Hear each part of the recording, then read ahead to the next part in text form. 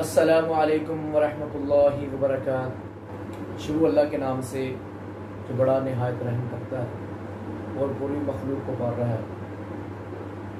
ہمارے معاشرے میں ایک بڑا عام مسئلہ چلتا ہے، وہ کیا ہے؟ اولاد کی بندش۔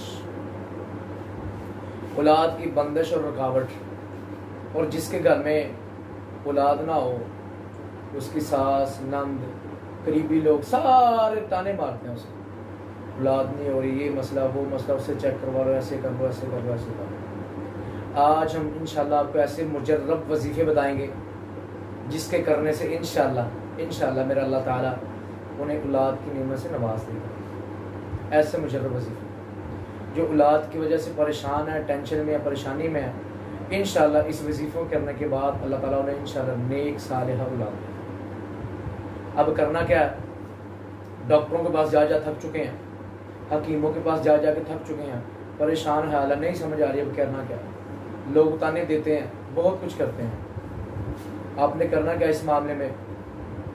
اللہ کے آگے رجوع کرنا۔ سب سے پہلے میاں بیوی ہے یا خاص کر کے عورت کو، خاتون کو بڑے تانے لگتے ہیں، تیرے ہاں اولاد نہیں ہو سکتی، تو یہ ہے، تو وہ ہے، تو ایسے ہے، تو ایسے ہے۔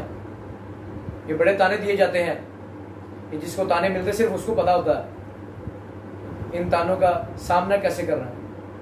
ہمارے معاشرے کی یہ بہت بری چیز ہے، تو برا وقت آنے سے پہلے کسی کو تانا نہ مت دے۔ جس کے پاس اولاد ہے وہ کسی غیر اولاد کے سامنے کسی کو تانا نہ مت دے۔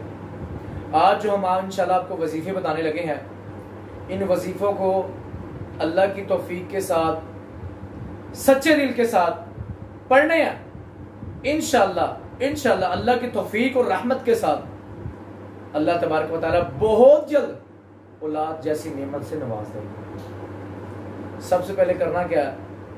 ہمیشہ باوضو رہیں، کوشش کریں، اس سے فرشتے قریب رہتے، رحمت کے فرشتے آتے رہتے۔ نمبر 2، سب سے پہلے بھی جو مسئلہ ہو اپنے صبح شام کے اذکار ٹھیک کریں۔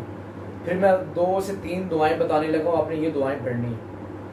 خاتونوں کے لیے یہ دعائیں پڑھیں، اللہ تعالیٰ ان پر رحمت کرے گا، انشاءاللہ اولاد کی نعمت سے بڑھ جلد نواز دے گا۔ آپ نے کرنا کیا ہے؟ سب سے پہلے تہجد کا اہتمام کریں، اس کے اندر اس دعا کو پڑھیں۔ دعا کون سی ہے؟ اللہ کے نبی یوں نے یہ دعائیں پڑھی ہیں، اللہ کے نبی حضرت ابراہیم علیہ السلام نے یہ دعا پڑھی، ربی حب لی من الصالحین، اے اللہ مجھے نیک اور صالحہ بیٹا دے دے، نیک اور صالحہ بیٹا دے۔ اللہ نے نیک اور صالحہ، اتنا نیک اور صالحہ بیٹا دیا کہ آپ نے اس کے گلے پہ چھری بھی رکھی تو تک نہیں کرا، اتنا نیک اور صالحہ بیٹا دیا۔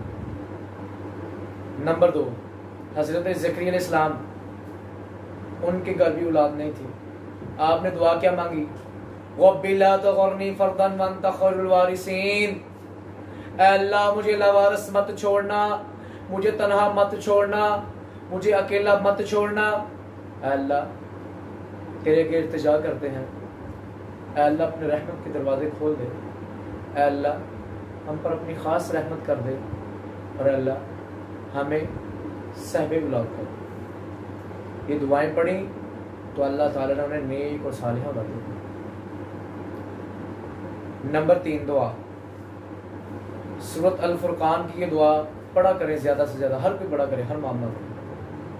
ربنا ہب لنا من ازواجنا وذریاتنا وقرۃ اعین واجعلنا للمتقین اماما۔ جو بندہ ان دعاؤں کا اہتمام کرتا ہے اللہ تبارک و تعالیٰ اسے نیک اور صالحہ اولاد دیتا ہے۔ ان ساری چیزوں کے پیچھے کیا مسئلہ ہے؟ ہمیں، ہم نے سچے دل کے ساتھ باوضو رہنا ہے اور اللہ سے مانگنا ہے۔ لوگ کہتے اللہ میں دیتا ہے، میں کہوں تم جھوٹ بولتے ہو۔ تہجد کا اہتمام کرو، اللہ تعالیٰ نیک اور صالحہ اولاد دے دے گا، جھولی بھر دے گا۔ تو ان دعاؤں کا زیادہ سے زیادہ اذکار کرنے، وظیفے کرنے ہیں، انشاءاللہ اللہ تعالیٰ آپ کو بہت جلد خوشخبری عطا کر دے گا۔ ٹھیک ہے، تو اللہ تعالیٰ کے آگے زیادہ سے زیادہ روئیں، تہجد کا اہتمام کریں، انشاءاللہ اللہ نیک اور صالح اولاد بہت بہت سے لوگوں کو ہم نے یہ وظیفے بتائے، میرے والد محترم نے یہ وظیفے بتائے، اللہ نے جھولیاں بھر دی، بڑے سن بھی رہے ہوں گے ان میں سے، لاکھوں لوگوں کی اللہ نے جھولیاں بھر دی۔ اللہ سے مانگنا، اللہ سے ربی حب لی من الصالحین ربی لا تذرنی فردا وانت خیر الوارثین ربنا هب لنا من ازواجنا وذرياتنا قرۃ اعین واجعلنا للمتقین اماما۔ ان دعاؤں کا زیادہ سے زیادہ اہتمام کرنا ہے، ہر نماز کے بعد 101 مرتبہ پڑھے کم سے کم، انشاءاللہ اللہ تعالیٰ گود ہری کر دے گا۔ یہ مجھے اللہ پر یقین ہے، توکل اور بھروسہ ہے۔ آپ کو بھی ان چیزوں کے پیچھے اللہ پر یقین کرنا ہوگا، توکل کرنا ہوگا، تو انشاءاللہ اللہ صحب اولاد کرے۔ اللہ تعالیٰ ہمارا حامی و ناصر ہو۔ اللہ تعالیٰ ہمیں صحیح معنوں میں قرآن اور حدیث پر عمل کرنے کی توفیق عطا فرمائے۔ السلام علیکم ورحمۃ اللہ وبرکاتہ۔